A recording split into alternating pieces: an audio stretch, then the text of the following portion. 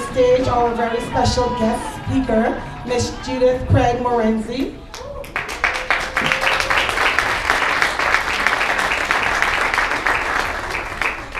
I'm going to share a little bit about my experience, and I mean, there's so many incredible, awe-inspiring experiences here today, and I guess for me, it's a journey that I've been on my whole life, being a Haitian adoptee. I'm what you call a transracial adoptee, and a foundling. So basically, to break down all those words, a foundling is, as Allison said, I was literally found in the ground in Haiti on a roadside. And I was then taken to a hospital, and from there I was taken on to an orphanage, and then I was adopted when I was about 4 months old. Being transracial, of course, I was adopted by a white minister, his wife, and they always wanted to do more, and because of their faith, they felt like they were supposed to reach out to the orphans and elderly people, so they could have their own biological children, but they chose to adopt as well. So they have 3 biological children. They adopted myself, and they adopted another child from Haiti, who's not my biological brother. So there were 5 of us growing up, and it was an interesting experience. We were in Montreal initially when I came from Haiti, and then we moved down to America. And at the time it was Ohio, and it was this was the early 80s, it was extremely racially divided. So my early years was full of a lot of, I guess you could say, self-hate, self-loathing. I didn't like what I saw when I looked into the mirror. I didn't think, oh, I look great. It was, I didn't want to look like this. I wanted to look like those people who were around me. I wanted to look like my mom, my sister, and that was something that I really struggled with for the first several years of my life. Thank you. And it was interesting because my daughter actually was looking at my slides the other day, and my older one, she's 7, and she was like, "Mommy, I'm so sad that you didn't love who you were." And I was like, oh God, she's like, at this age, you don't always know how much they're gonna get. And she got it. She was like, does that mean you didn't love yourself? So does that mean you don't love me? And I was like, oh my God, like punch to the gut. It was a moment that, for parents in the room, when they say those things that you're just like, wow, I did not expect those words to come out of your mouth. And I reassured her massively, and I said, Mommy's worked really, really hard for many years. And I said, that was when I was very little. But I had to explain it to her. I had to explain to her that she's beautiful. And I thought I was doing a pretty good job because I'm like very pro-black, and we have black dolls, and we have black art, and I've been like trying to overdo it maybe, you know what I mean, to make sure my girls didn't go through what I went through. But hearing her say those words really, really struck a chord in me, and it got me very emotional. But I think, hearing her say that also made me think, okay, she needs to know beyond a shadow of a doubt how loved she is, how special she is, and how beautiful she is. And so that was something that literally just happened the other day, and it did really strike me. To go back a little bit, I did want to show, just to share a little bit of my story. I actually made a documentary about returning to Haiti when I went back in 2007. Should I go to the link then? Yes, can you? Thank you. So I went back to Haiti in 2007 because I got to a point in my life where, well, really I'd always wanted to know more, because when you are found in a ditch, I was found with no information. I was found with no name, no identification, no date of birth, nothing. So this is just a little preview of my film. I guess the most painful question I sometimes ask myself is, was she leaving me to die?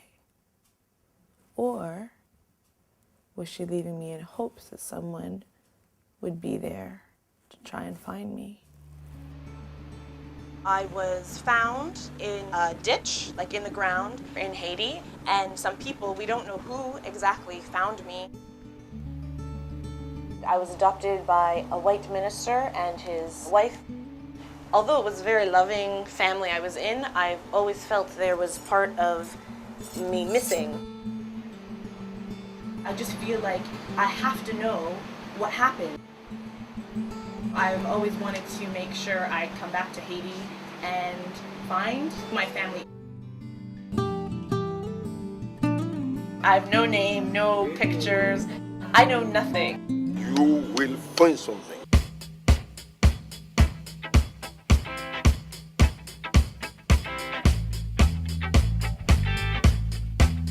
If my story is at all familiar, please call us. Literally, as soon as we gave up the number, the phone rang. Like, I was just like, Hello? Hello? Hello? we're getting a response now. People are paying attention, they're listening. I have like 9 people. 9 people. Yes, and different. All different and all different styles.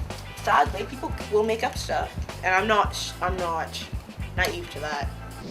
I have a call for someone say that he knows a story like that. Wow.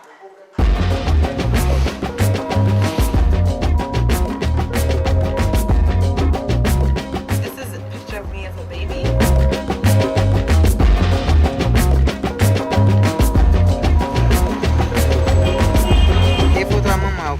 She had the baby at home, but right? we brought the baby to the hospital. Wow, it sounds plausible. Do you think?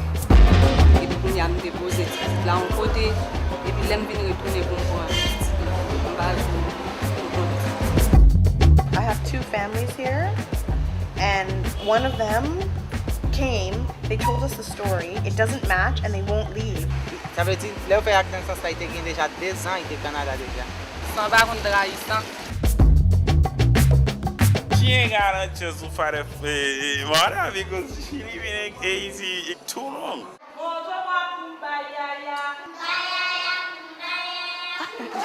Adoption, li yon bon bagay pour communauté internationale là, mais pour nous-mêmes haïtiens, c'est pas un bon bagay parce que ça pas aider nous progresser, ça pas aider nous avancer. C'est une obligation qui fait que nous faisons adopter petits mieux par les internationaux, puisque l'objectif, c'est la survie, bien-être de l'enfant. Si mon n'a pas suivi à bien-être à côté de la besoin. How do I teach him as a white mother to be a black man? That's tough. We're all the same color. I'm black on the inside. They don't want to say that race plays a role, but it does. I didn't always feel I fit in with Black communities, like Black students at my school. Judith would stop up the stairs, scratching at her arm, saying she wanted to scratch the black off. I've always wanted to see my family and see what they look like, because in my family is mainly white, so I don't have anybody who looks like me. Oh my gosh, maybe you're my brother. Yeah, big she's your sister, yeah. Yeah.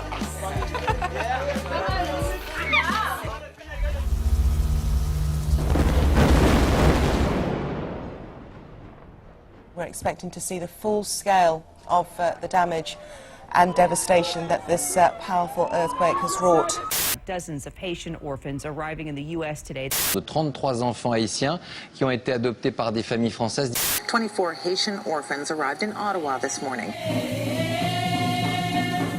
I did leave the country. I have an opportunity. I'm educated, and I'm Haitian, first and foremost, and I can give something back.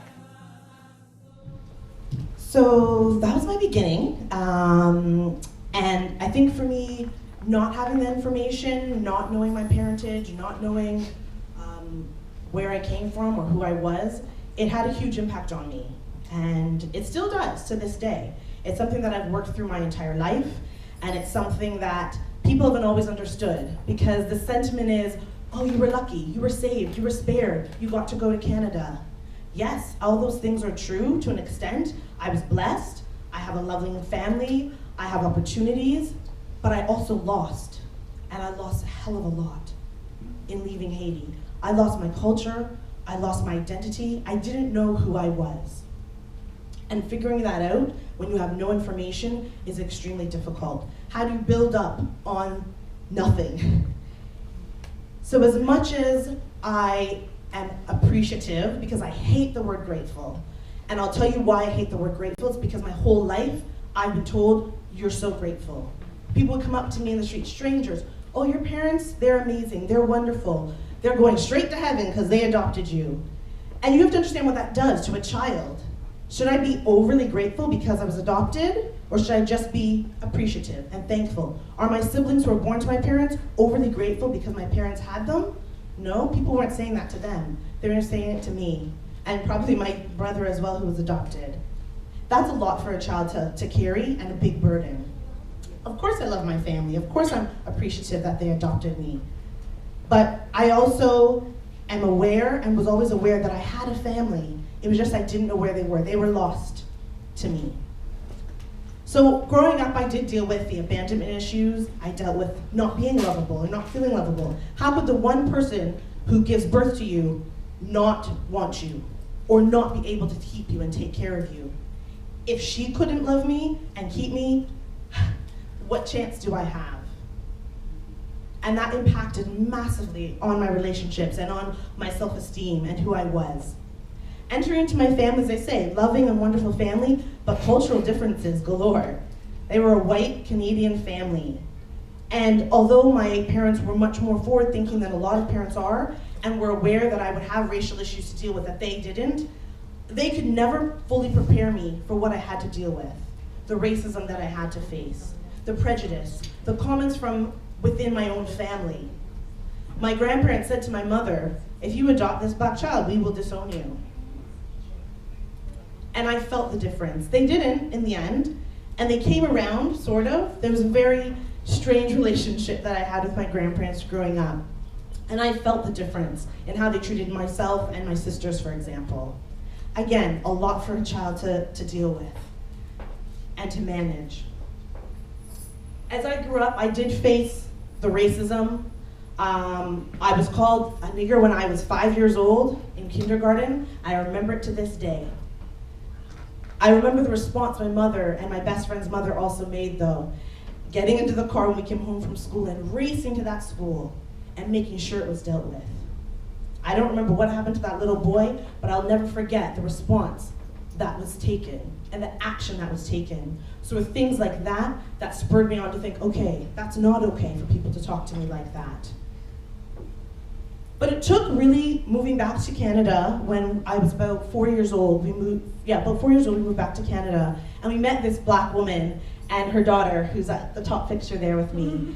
And she was a black American woman living down the street. And back in the 80s, people used to come over and knock on your door when you moved to a neighborhood. Do you remember that? And like welcome you to the neighborhood. It doesn't happen so much anymore. But then it did, and they came over. And my mother said to me, within 2 weeks of us playing together and spending every day together, because it was the end of summer, so we had time, I stopped saying that I wanted to scratch my black off. I stopped saying I wanted long blonde hair and a white pointy nose. I started to embrace who I was because I had the example around me. And I saw, oh, okay, this is black beauty. And having that, I truly believe, saved my life. It saved me from thinking that what my 7-year-old daughter said to me, that I couldn't love her and I couldn't love myself.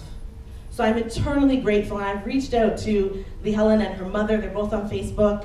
I've reached out to them, and I've made sure they know the impact that they had in my life. Because without them, I know I would be in a very, very different place. And that does sadden me. My teen years, those were a challenging time. I had a mixed group of friends at school, but in our church group, it was predominantly a white youth group. So my core group of friends were, it was a group of white girls, and we had great times, we had fun, we had the sleepovers, we enjoyed ourselves. But inside, I was battling with a lot of who am I and where do I fit in? So as much as I had accepted that, okay, I'm a black girl, but how's a black girl in a white family? How do other people perceive me? How do I actually understand who I am? How do I fit all of those pieces of the puzzle together? So I really struggled with self-esteem, my self-image, and knowing who I was and where I fit in. I'd say I'd always been curious about Haiti, but I didn't have a lot of positive information about Haiti growing up. The information in the media was very negative. We heard about the Duvalier family, we heard about poverty, we saw images of poverty on TV. We didn't get positive things from Haiti. When I was in about, I think grade 12 or OAC, I decided to do a project for a geography class on Haiti. And as I was doing my research, I was starting to get excited, and I thought, okay, this is my country, this is exciting. And I remember because I got an A on that project, and I was so proud of myself. And I was just like, okay, maybe there's something here. And I knew I wanted to go back, but it was, how am I gonna do that? What's it gonna look like? And it wasn't until after university that I had the opportunity. And going to university actually was another life-changing experience for me. As I say, my identity was sort of somewhere mixed in between. I wasn't quite sure where I fit in, where I blended properly. And going off to school, I connected with the Black Student Association, and I started to understand more. I started to learn more about, you know, our Black history, our culture. I lived with some Jamaican girls, and that was like, hella eye-opening, I'm telling you. You know, from my white Canadian mom to these Jamaican girls, boy, I was like, wow, a lot of things I didn't do right, apparently. So it was a really great experience. And I started to come into my own as a Black woman, as a Black young woman. Eventually I became the president of the Black Student Association. Like, me? I never thought that would happen. But as I embraced my Blackness, I also embraced my Haitianness. And actually at university is when I first started meeting some other fellow Haitians. And that was amazing. Like Allison, when she meets Haitian person, it's like, woo! And it is, it's like, I don't know how will test it. It's so exciting when you meet other Haitians, especially when you're in a space that you wouldn't normally expect to. But coming and starting to meet Haitians, I got more and more curious. Unfortunately, there were opportunities that I missed. I didn't go to Haiti. As when I actually moved over to the United Kingdom, of all places, I met a fellow Canadian, Sonia, who was a filmmaker. And as we were sharing our stories with each other, as you do when you get to know people, she was like, we have to film you going back, you know? And I was like, oh, I don't know about all that. That's kind of intense. But as we spoke more about it, I felt like, okay, I can do this. I can share my experience returning to Haiti, a country I hadn't been to at that time. It would have been about 25 years. And I did that. So we went back in October of 2007. And as you saw from the film, we filmed the experience, and I had to put myself out there. And it was daunting, overwhelming. I had to go on radio, TV, newspapers. I had to really put myself at the mercy of the Haitian people because I was so desperate to find out information. I wanted so badly to know who I was, where did I come from, where are my family, you know? And doing that, yeah, it was overwhelming. I had bright red, I dyed my locks bright red before I went. I don't know why exactly, but I definitely stood out, and people would walk down the street and say such encouraging things, like, you're gonna find your family, we're wishing you the best, we're praying for you. And that really boosted me. I was so warmly welcomed back. And that was a big fear that I'd had growing up was, will I be Haitian enough? You know, I didn't speak Creole, my French is pretty appalling, so I wasn't sure how I would be received. But the community there was so warm and welcoming, and they just embraced me, and they were excited that I had returned. And they sort of said, no, you're a returning child to Haiti, you are Haiti's child. And that filled me up so much, and it gave me a real sense of hope and encouragement, because going on a journey like this with literally no information, I always knew it would be a challenge. I always knew it would be like finding the needle in the haystack. And there were a lot of naysayers in my life. So you're talking earlier about naysayers? Boy, I thought, wow, there's a lot of negative people out there. And a lot of people warned me, don't go, don't do it, you're gonna be disappointed, or you might get hurt. And we had so much favor on that trip. We met the right people at the right time, we had the right connections, the right hookups, we were 100% safe. It was incredible. The trip was truly life-changing, and I'm so grateful and so thankful. That's when I use the word grateful. I'm so grateful that I went down and that I returned, because I always knew I needed to search for my own truth and my own information. As you saw in the clip, a lot of families came forward, and it was actually heartbreaking to me, seeing how many families had lost their children. Whether it had been through their choice, whether their child had been removed from them, whether it was their circumstances at the time. So many children and parents had been separated from one another. And I felt right then and there, I need to do something about this. This can't continue. This should not continue. It should not be like this. So I knew I had to do something, and I wasn't sure what. I'd been a social worker for 5 minutes, you know, and I was sort of very green, but it was laid on my heart from that trip that I needed to do more. And since then, since 2007, we went down, I knew I would be going back to Haiti one day, and I would be doing something to help in some capacity. When I returned to the UK after the trip, though, immediately what we did was I got connected with other Haitians, and you'd never think in the UK you'd find them, but we had a community there, and it was incredible. It was really, really incredible. We connected socially, we would do dinners, I learned to cook Haitian food, I started learning the language even though I'm still really rusty. I learned how to dance. I learned all of these wonderful things about my culture that I'd never experienced before. And then we started a charity because we knew we could give back, we could do something. Eventually, I became the chairwoman of that charity. Again, not something I ever thought I would ever be. This Haitian girl born in Haiti but raised in a white North American family. So that was me coming into my own further and further, and it helped me to start to develop who I was. On my trip, I didn't find my birth family, which was heartbreaking, and I did mourn that, another loss. But I found a part of myself, and I found a part of who I was as a Haitian woman, and I was so proud of that. And I'm like the biggest Haitian supporter. I'd go out, I have my flag. I was so proud being Haitian. I was even more proud when I came back from that trip. Unfortunately, what did happen, and I believe it's compounded from all the years of not living myself and not being in the greatest place, was it had a big effect on my relationship, sort of all of this self-loathing, and I was still in a very, I guess, fragile place. So much so that the relationships I engaged in weren't very positive. From friendships to romantic relationships, I let people take advantage of me. I was always too nice. I was actually in abusive relationships, and relationships that, when I say the word abuse, emotional abuse is often overlooked, and that can sometimes do the most damage. And I was treated pretty horribly by several men in several of the relationships that I was in. Manipulated, coerced, I was assaulted, I was physically abused, sexually abused, and the impact that it had led me to depression, to extreme anxiety, to experiencing PTSD. I was also physically assaulted at work. So all of that sort of compounded at a point in my life where it just felt like, wow, how much more? How much more? You know, I used to hear the saying is, God never gives you more than you can handle. And I was like, I'm good, please, stop. Like, I can't take anymore. You know? But I think somebody said it earlier, and it's like, you realize your strength. And through my positive relationships, because I did have positive relationships, I have lovely friends, I have incredible family.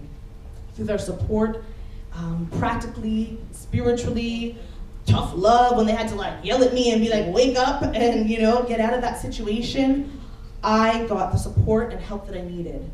I was encouraged, get the counseling. Don't be afraid. Just because I'm a social worker doesn't mean I don't need help. I went to counseling. I got the support. I connected with an adoption group in the UK, life-changing again, to meet other adoptees who'd been experiencing some of the same things I'd been through. Truly helped me see my worth in a different way, our value in a different way, and our understanding. We could be in a room and in a space and we didn't have to say much, we just got it. It was like, oh, you experiencing that? Me too, yep, okay. And that was incredible because I didn't grow up with that experience. And I needed that. I learned to love myself. And it's an ongoing journey, trust me. I'm not all the way there, and I'm sure as many of you in this room aren't. It's something we're always working on to develop ourselves and continue to work on ourselves. And loving yourself first is the most important. But as I've been able to do that, it's had an incredible impact on what I've been able to do. As I say, I came back to Canada a year ago, and this year has been an absolute whirlwind. One of the things that I did when back in 2015, when it became available to me, was DNA testing. And you'll see, the Ancestry.com sites and things like that. That wasn't available in 2007. When I found out I could do that, I spit into my little test tube that they send you, and I sent off my DNA test. And about 6 weeks later, I got it back, and I got to see for the first time what made me up. What part of Africa was I from? I found out I'm Ghanaian, I'm part Cameroonian, I've been from Benin, Togo. For me, that was like life.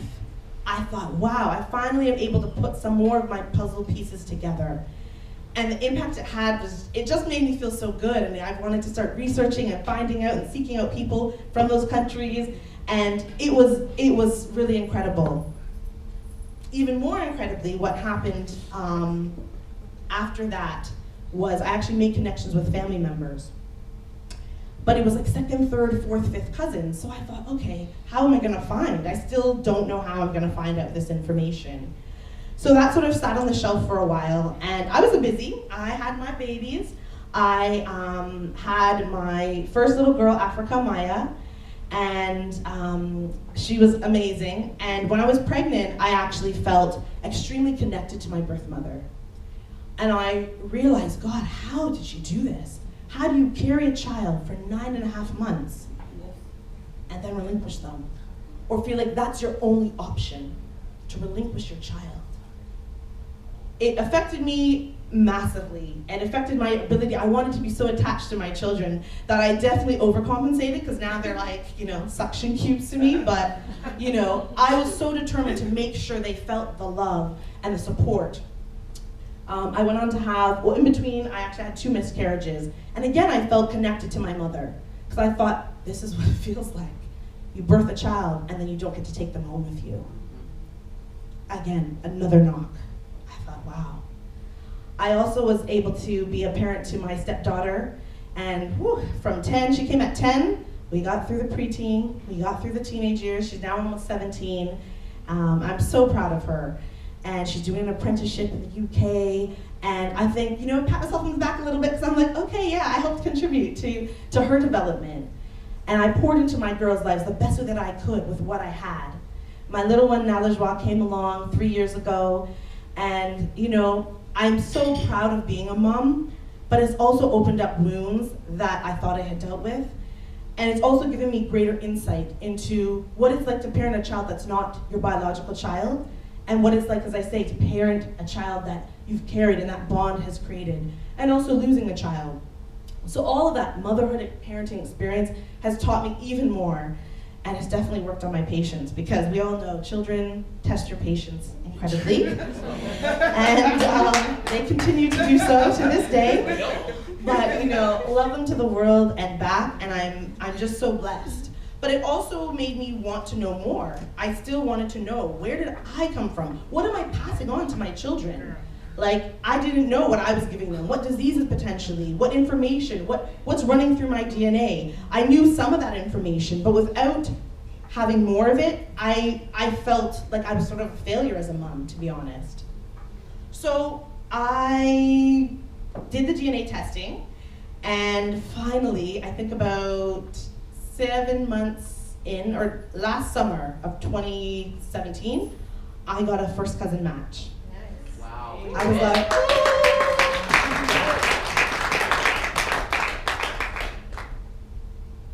massive. I was literally like, I was just a bundle of nerves, as you can imagine. I reached out and we connected. And it was a gentleman, and he lived in Montreal. I was like, you gotta be kidding me. I went all the way to Haiti to find you people, and you're in Montreal? I was like, the irony was not lost on me at all. I thought, wow, okay, where began my Canadian journey? But we connected, and then we started talking, and at first I didn't even tell him. I didn't tell him my story, because what I found is people will reject you, and I've already had enough of rejection, so I wasn't trying to get rejected again. So I sort of held it in for our first few conversations, and then my sister was like, just tell him already. So I got up the courage, and I was like, so this might come as a bit of a shock, but I don't know my parents' names, so I don't know what you're gonna have to do, but you have to dig. And he was like, oh, okay. I had got a totally different line of questioning, so he went back to his parents and was questioning them. And he came back to me a few days later, and he said, we think we've narrowed it down. We think we know who your father is. I was just like, oh my God. He said, my father's had a brother who was living in Haiti in 1979, the year I was born, and he was the only one out of his sibling group who was living there at the time. So process of elimination is probably him. He said, one of my cousins lives in Montreal, and I'm gonna talk to him and get him to do the DNA test with you so we can know for certain. So at Thanksgiving, I put my girls and my friend who did the film with me, we all got in my van, we drove to Montreal. And I met with my first cousin, his wife, his son, and I met with his alleged presumed brother. And we sat at the table in this Haitian restaurant, we swabbed each other's cheeks, And then we had to send off the test. And it took about 4 days, longest 4 days of my life. And I was at work, opened my email, and the email came, your DNA test is complete. I went very weak at the knees. I called, I reached out to my alleged brother, 3 of them, because we've now been starting to communicate. None of them answered the phone. And I was like, you gotta be kidding me here. So I just said, I have to know. I cannot wait another second. I opened the email, and it said 99.9% match.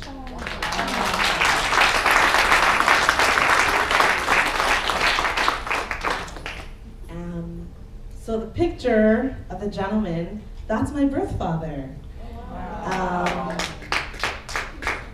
Unfortunately, he's passed away. He passed away 18 years ago, so I not had the opportunity to meet him. However, I did find out that he had several children. So he had 7 children, and 6 of them from his wife, and then he had another child outside of that relationship, and then me. They had no idea I existed. They were shocked. They were actually shocked to know that I had been in Canada this whole time, and that I even existed, that I was alive. So they've been incredible. They've embraced me and loved on me, and it's just been absolutely magical to have this connection.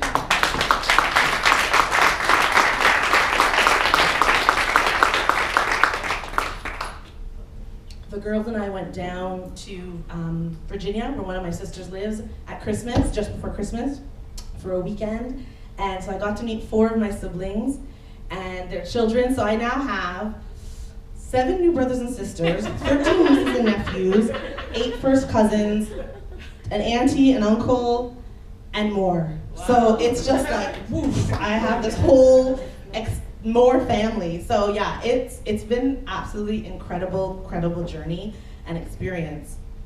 Ironically, when I was there, I went online to show them, because I did 2 DNA sites. I went online to show them, this is our cousins, and popped up on the site was another first cousin match. And I was like, guys, do you know this person? Like, is this our first cousin? And they were like, no, it's not. We have no idea who that is. I was like, oh my goodness, this is my maternal side. I was like, again, my sister's like, send an email. So I sat there and I wrote an email out, and I checked my messages every day for a month. This girl did not get back to me. I was dying. A month. I was like, come on. So every day, then one day, I was just putting the girls to bed, I checked my email, and I was like, oh my gosh, she responded. So again, communicated with her, same type of thing. I didn't tell her right away the situation. And eventually I said, well, this may come as a shock to you, but, and she said, well, actually, I've just recently found out a family secret as well. And I was like, ooh, what's your secret? I'll tell you mine if you tell me yours, kind of thing. So she said, I found out my auntie had a baby girl and left her. And they were from the same city where I was found. And I was gobsmacked. I don't even know the word. It's taken a little bit longer with them to connect, and I'm trying to be understanding. It's hard because I think there's a lot of emotion obviously around what's happened, and the family now knows, more of the larger family knows.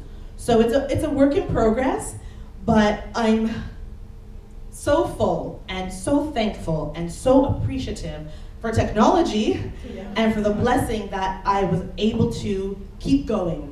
There were many times when people were like, oh God, you're still doing that? And I was like, yeah, I'm not gonna stop doing this. This is my life. I need to know this information. And I think for me, the impact it's had on my life, being an adoptee, being a foundling, being transracially adopted, has been a lot. I've always sort of been the advocate. When I was from a child, I always wanted to help those who were stigmatized. And as I grew up and grew up, what am I gonna do when I grow up? I wanted to be a journalist at first. I had all these other, goals. I wanted to be a firewoman and all these things. People were like, you're too small to do that. So I was like, okay. And then social work popped up. I went to my guidance counselor. She was like, what about social work? And I was like, I never really thought of that. But I think that all of my experience led me to the right path. So the past 13 plus years, I've been working child welfare, fostering, adoption. I did it for a long time in the United Kingdom and back here in Canada. And it's been amazing, actually, the journey that I've been on from that side of things and the journey where I'm going. And I started since I came back to Canada last year. I just started with a colleague, a group for adult adoptees, for us to have a chance to get together and connect. I'm part of a group, several groups on Facebook, but this was important for me that we have that connection. And I'm currently developing mentorship program for young like little ones, adoptees, and support resources and opportunities and workshops for adoptive parents, especially transracial adoptive parents, because there's so much they need to know and so much they need to learn about getting it right. We can get it better. And it's also about educating people about Haiti. Haiti's beautiful. Yes. Thank you. Anybody who's been to Haiti knows it's not just poor, it's not just poverty, it's not just war and famine. Yes, that's part of it, but Haiti is so much more than that. And people don't see that side of Haiti. It's a jewel of the Caribbean, boy. I'm sure there's other Caribbean, countries represented up in here, but I'm just saying, I've been to a few. Haiti stands out. It's beautiful. And people need to know that side of Haiti. They need to know the beauty of Haiti. And through people like Allison, who are shouting it from the rooftops, yes, Haiti needs help, but it also needs the right kind of help.